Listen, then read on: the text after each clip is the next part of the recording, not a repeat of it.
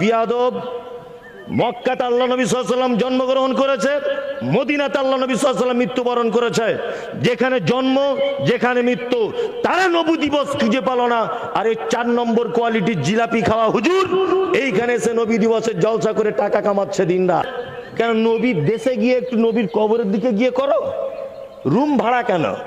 Saudi আরবের police জানে এটা বেদাত, তোমার পাছার চামড়া তুলে দিবে। আরে অন্তত বাড়িতে এসে এই কথাটা বলো। সারা সোশ্যাল মিডিয়া জুড়ে আমাকে গালাগালি দেওয়া হচ্ছে, জন্মের ঠিক নেই মমতাজুল ইসলামের। কারণ আমি বলেছি নবী দিবস বেদাত, নবী দিবস বেদাত, হারাম, ইসলামে নেই। পৃথিবীর সব থেকে দামি জায়গা মক্কা মদিনা। মদিনাতে আমি কিছুদিন আগে নবী দিবসের মাসে কাটিয়ে এসেছি। নবী দিবস 12 রবিউল আউয়াল বলে কি ওরা বুঝেই না। নবী দিবস তো দূরের কথা, বুঝেই না।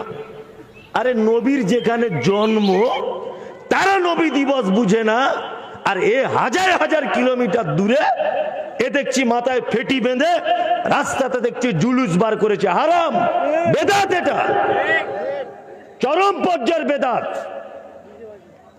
শুনুন একটা কথা আপনাকে বলে রাখছি, আমি মমতাজুল ইসলাম, আমার বাড়ি উত্তর 24 পরগনা বারাসাত থানার ফলদি গ্রাম। বারাসাত থানা কেটে এখন দত্তপুকুর হয়েছে। আমি দত্তপুকুর থানার অধীনে ফলদি গ্রামের একজন চাষি পরিবারের ছেলে। আমি যে গ্রামে বসবাস করি, আমার আব্বা একজন নিরক্ষর লোক, কোন রকম নামটা লিখতে পারে। বাপের আমি এক বেটা, আল্লাহ কবুল করেছে আপনাদের এখানে এসেছি। আমি যে গ্রামে বসবাস করি, আমার কটা বউ, আমার কটা বেটা, আমার কটা বেটি, আমার বাড়ির জমি জায়গা কতটা, আমার বাড়ি 2 তলা না 1 তলা, আমার গাড়ি কটা, আমি কি করি, আমি বাড়ি নামাজ পড়ি কিনা, আমার ডাক নাম কি, আমার বইয়ের দেখতে কেমন, আমার বেটা কোন ক্লাসে পড়ে। আচ্ছা বলুন তো, আমার গ্রামের লোক ভালো বলতে পারবে আমার ব্যাপারে, না নৌমনিয়ার লোক ভালো বলতে পারবে? কোনটা? আমার গ্রামের লোক বলতে পারবে। এই বিয়াদব! মক্কাতে আল্লাহ নবী সাল্লাল্লাহু আলাইহি ওয়াসাল্লাম জন্মগ্রহণ করেছে, মদিনাতে আল্লাহ নবী সাল্লাল্লাহু আলাইহি ওয়াসাল্লাম মৃত্যুবরণ করেছে। যেখানে জন্ম যেখানে মৃত্যু, তারা নবী দিবস খুঁজে পেল না। আর এই 4 নম্বর কোয়ালিটির জিলাপি খাওয়া হুজুর এইখানে এসে নবী দিবসের জলসা করে টাকা কামাচ্ছে দিনরাত, আর বলছে নবী দিবস জায়েজ। এটা বেদাত, চরম পর্যায়ের বেদাত। এই মমতাজুল ইসলাম আবার বলে দিচ্ছে এটা বেদাত। শুধু বলছে আমাদের সাথে বসবে, বসবে, তোমার সাথে কি বসবো? তুমি তো ফতোয়া দিয়ে রেখেছো জর্দা খাওয়া মুকরু। হ্যাঁ, তোমার ফতোয়ার কথা বলবো? এই ফতোয়া আলমগিরিটা কই কিনে আনলাম? ঘরে আছে।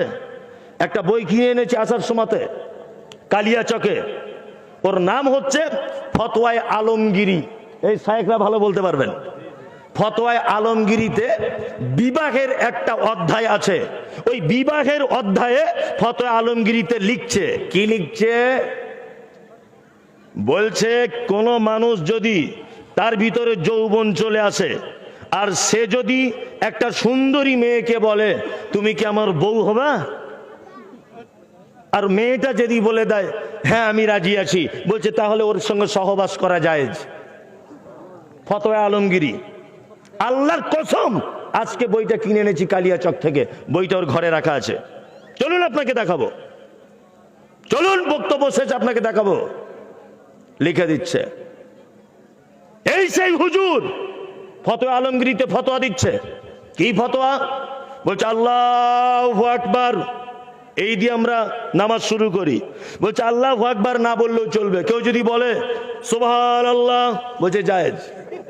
কেউ যদি বলে আস্তাগফিরুল্লাহ, হাত বাঁধে, বলছে জায়েজ। ইয়া সাত্তারো, জায়েজ। ইয়া গফফারো, বলছে জায়েজ। নাম্বার 2 বলছে কেউ যদি আল্লাহু আকবার বলতে না পারে, তাহলে সে যদি ফার্সিতে বলে তবুও চলবে। ফতোয়া কার? ফতোয়া আলমগিরি। এই জিলাপিখোর হুজুরদের লেখা ফতোয়া। কি বলছি বুঝতে পারছেন না? আল্লাহু আকবার। আল্লাহ তুমি জাতিকে হেফাজত করো, বলুন আমিন, আমিন। এদেরকে আপনি যতই বলুন জীবনে বুঝবে না।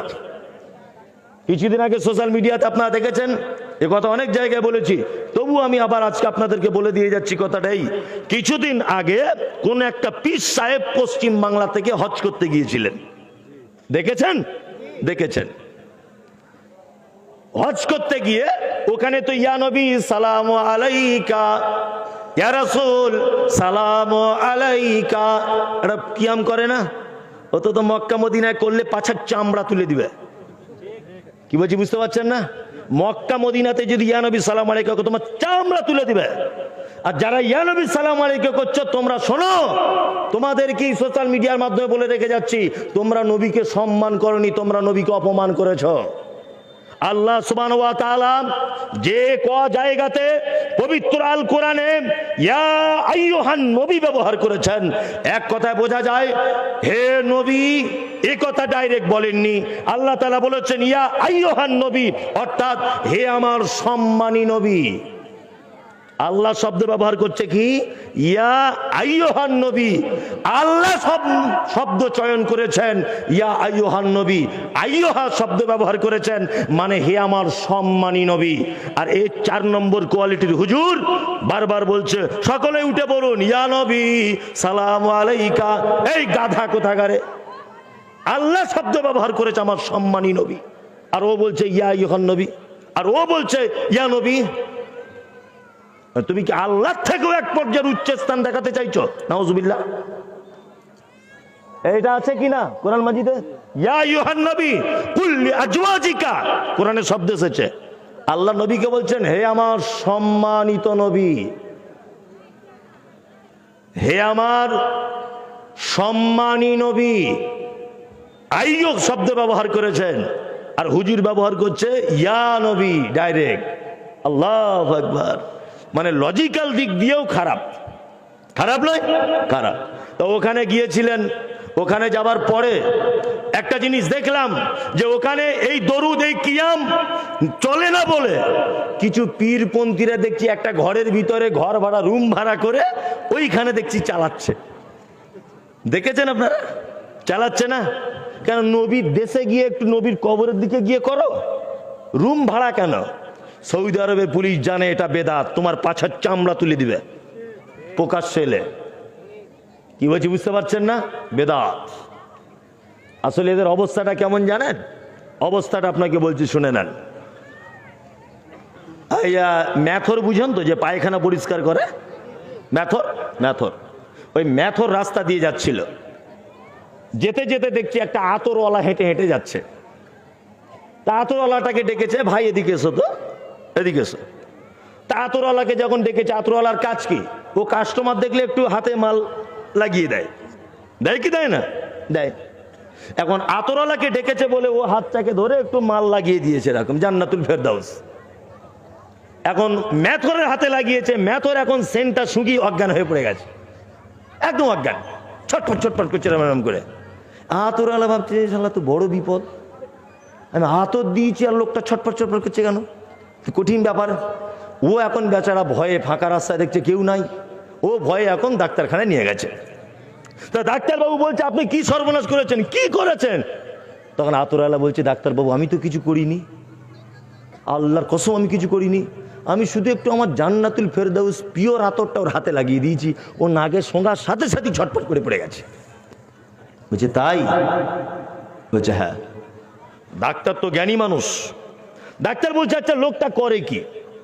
তা বলছে ওর বালতি আছে, হাতে ঝাঁটা আছে, মনে হয় পায়খানাটা এখানে পরিষ্কার করে, ম্যাথর।